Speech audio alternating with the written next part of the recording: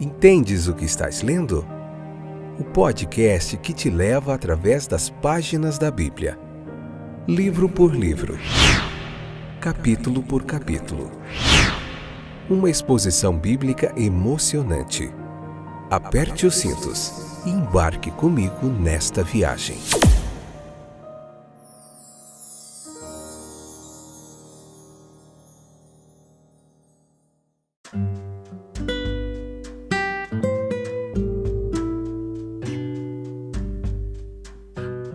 Estou de volta. E aí, como vão vocês? Povo de Deus, povo animado para estudar a Bíblia, igual vocês não existem. Vocês estão aí de volta.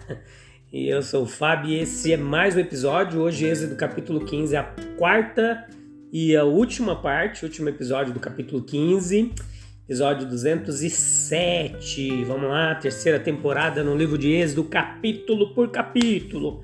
Vocês estão bem? Espero que sim. Nós vamos aprender muita coisa legal hoje. Vamos falar mais um pouquinho sobre Elim, esse lugar aqui. Vamos falar sobre lugar de julgamento, lugar de bênção, sobre essa água que tanto foi a ruína do exército de Faraó, quanto foi a causa de murmuração ali para o povo de Israel. Beleza? Vamos lá então. Então a água ela provou ser a ruína de Faraó e todo o seu exército. E enquanto a falta de água levou Israel rapidamente à murmuração e à incredulidade. Então, se você puder, você leia a Bíblia, esse capítulo 15, depois escute a explanação com calma, tá bom? Para você entender um pouquinho da nossa pregação expositiva aqui, que tem a intenção de lhe ajudar a compreender melhor as Escrituras Sagradas de uma forma clara e objetiva. Então nós temos aqui uma outra ilustração, aqui nesse capítulo 15, de como as coisas temporais, essas coisas visíveis, mesmo as próprias necessidades nossas, né, do ponto de vista, da vista de um ponto natural, são apenas bênçãos quando Deus as faz assim, senão não importa o que seja. Ele pode transformá-los muito rápida e facilmente em maldições. Então, os egípcios tinham muita água e os israelitas não conseguiam nada. Observe como a realidade da vida no deserto ela é imediatamente trazida diante de nós por estes 3 dias de peregrinação sem água. Não havia água. Então, tão pouco tempo havia que eles tinham saído do Egito, tão pouca distância eles haviam percorrido em sua fuga, e no entanto, eles estão como se estivessem nas piores experiências do deserto. Para lembrar, o Egito, com toda a sua miséria, era uma espécie de lar, ainda assim. E ali os israelitas nasceram, cresceram, foram treinados. E ali no Egito eles haviam se tornado escravos de hábitos e tradições que não seriam removidos em um dia. O poder do hábito é muito forte. Mas agora Jeová quer que eles entendam que ser livres e capazes de servi-lo significa que eles devem suportar com esses privilégios todas as privações do deserto. Nós não podemos ter tudo de bom de uma vez, meus queridos, não. A menos que nossas fontes estejam em Deus e o céu comece no coração, a necessária mudança de associações externas pode trazer pouco além de dor. Imagine quando eles veem a água depois de 3 dias de privação, como eles correm para ela. Mas o gosto não confirma a visão, a água não é potável. Possivelmente essa foi uma reclamação justa. Embora se possa suspeitar que a água, mesmo amarga, não era tão amarga, mas poderia ter sido bebida por pessoas com sede. Os israelitas, porém, pensavam nas águas doces do Egito. Um pouco mais de privação e poderiam ter encontrado doçura mesmo em águas amargas. Mas ainda não se pode deixar de considerar como deve haver essa diferença aqui entre as águas amargas e as doces, entre Mara e Elim, que são os 2 lugares que representam isso aqui. Em Mara havia águas amargas, em Elim havia fontes de águas doces. Então nós somos imediatamente lembrados de que a amargura não é parte essencial da água, mas vem de assuntos estranhos e separáveis. Presta atenção comigo. Os confortos e recursos que fluem de Deus, cadê aquele caderninho que eu falei para você? Anotar as coisinhas, cadê ele? Coloque ele bem pertinho de você para você anotar tudo aquilo que você achar importante. Então, vou repetir. Os confortos e recursos que fluem de Deus, às vezes se misturam no nosso caminho com elementos humanos e amargos. E esses elementos são tão fortes e perturbadores que esquecemos completamente a doce parte divina por causa dos desconfortos do amargo humano. Nós estamos prontos para jogar tudo fora, como se as náuseas não pudessem ser expelidas. Quando Jesus disse a seus discípulos certas coisas que exigiam uma mudança de mente e a criação de uma percepção espiritual para colocá-las no coração, eles chamaram essas coisas de palavras duras. A água da vida, ela fluiu através de canais nauseantes. Moisés teve seu Mara. Ele teve um gostinho mesmo aqui. E ele teve rascunhos completos depois, que a gente vai ver. A gente vai chegar lá. Davi teve o seu lugar de Mara, o seu lugar de amargura. Isso é visível em muitos salmos. Pode-se ver muito de Mara, de amargo, mesmo nas cartas do cristão Paulo a seus irmãos em Corintos, em Galácia. Ele esperava grandes coisas dos dons do Espírito, e amargo seria o seu desapontamento. Nós devemos ter nossa água Mara para beber. A água pode falhar completamente por um tempo, e então, quando ela chega, pode parecer pior do que nada. Versículo 25 diz que ele os provou. Ele ressalta, por assim dizer, que eles foram submetidos a um teste e falharam. Em Mara, ali naquele lugar de amargura, eles são mostrados como desatentos às experiências passadas, esquecidos de como Deus se lembrou deles e os libertou. E agora que eles estão livres da escravidão do Egito, eles não devem mais culpar as restrições externas, mas olhar seriamente para os defeitos internos, pois estes estão prestes a provar seu maior obstáculo e perigo. Mas Deus, ele fala muito claramente. Ele exige obediência. O máximo que ele tem a dizer é que se a obediência for dada, haverá isenção do sofrimento. Sim, esse elemento vai vir no devido tempo. No entanto, é claro que está lá mesmo agora para os devotos e perspicazes que podem penetrar abaixo da superfície. A coluna de nuvem, sem dúvida, os levou para Mara. Era a coluna que os guiava. E a Elim, propositalmente, depois de Mara. Então, em Elim, o povo chega, descansa. E a outra prova de sua fé e submissão. Deus não os levou diretamente da dificuldade em relação à água para a próxima dificuldade com relação ao pão. Não.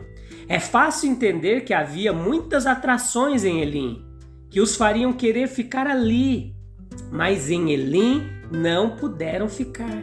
Tinha água em abundância, mas a água, grande bênção como ainda não era suficiente. Agradável era descansar um pouco naqueles poços e 70 palmeiras. Diante deles havia uma terra ainda melhor, onde eles teriam não apenas riachos de águas, fontes e profundezas que brotavam de vales, colunas, mas teriam também trigo, cevada, videiras, figueiras, romãs e todas as outras coisas boas mencionadas lá em Deuteronômio 8, versículos 7 ao 9. Se você quiser, você pode ler lá. Então, a grande lição de Elim para nós é que nós não devemos transformar um local de descanso, por mais atraente que seja, em um lar. Nós precisamos prosseguir. Então, houve julgamento e bênção. A nuvem e o sol da vida do peregrino, o cansaço da jornada no deserto, o desapontamento de Mara, os confortos de Elim, tudo isso está ao longo do caminho designado. A sede do deserto, ela foi suportada sem murmúrios, mas quando além disso eles foram zombados pelas fontes amargas de Mara, seu espírito se quebrantou. O fim de uma fé sem oração é alcançado em breve. se não aprendemos a lançar os nossos fardos sobre Deus e esperar nele, né? Esperamos que ele preencha a nossa vida com facilidade e prazer, nós logo ficaremos decepcionados. Um espírito com tal fé rapidamente se afastaria de Deus e começa a se queixar-se contra o homem.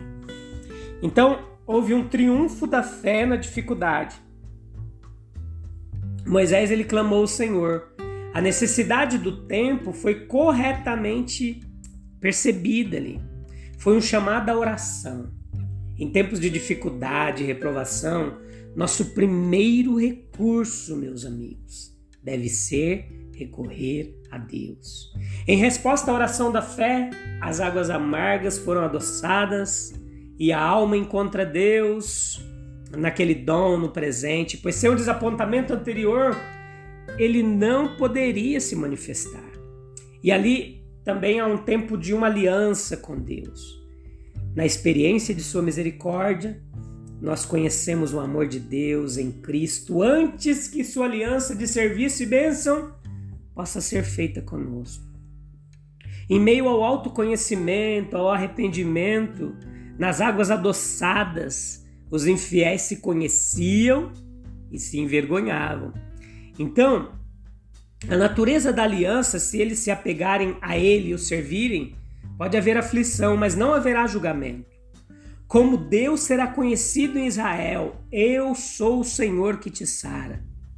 Quando a bondade de Deus, ela repreende a nossa incredulidade, Ele quer que nós possamos ouvir a certeza de seu amor e renovar os nossos votos, a nossa aliança com Ele.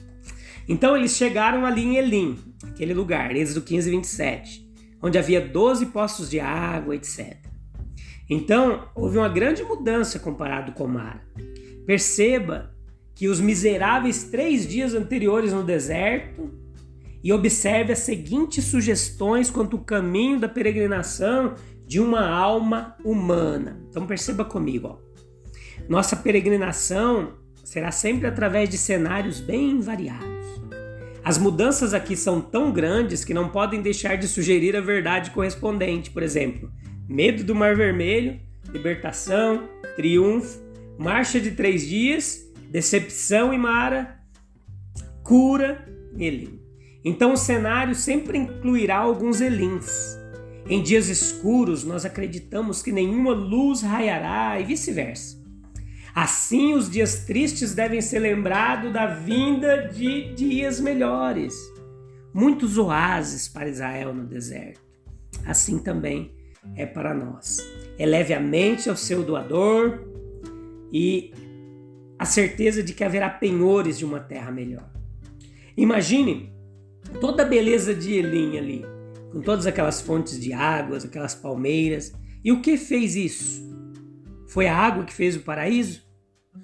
Agora observe o lugar da água na natureza, constituinte do corpo humano, como grande parte do corpo humano, na vegetação, como elemento principal em todos os elementos praticamente, remédios, bebidas, solvente, purificador universal, agente em todos os corantes, lindos, caseiros, como em todas as paisagens.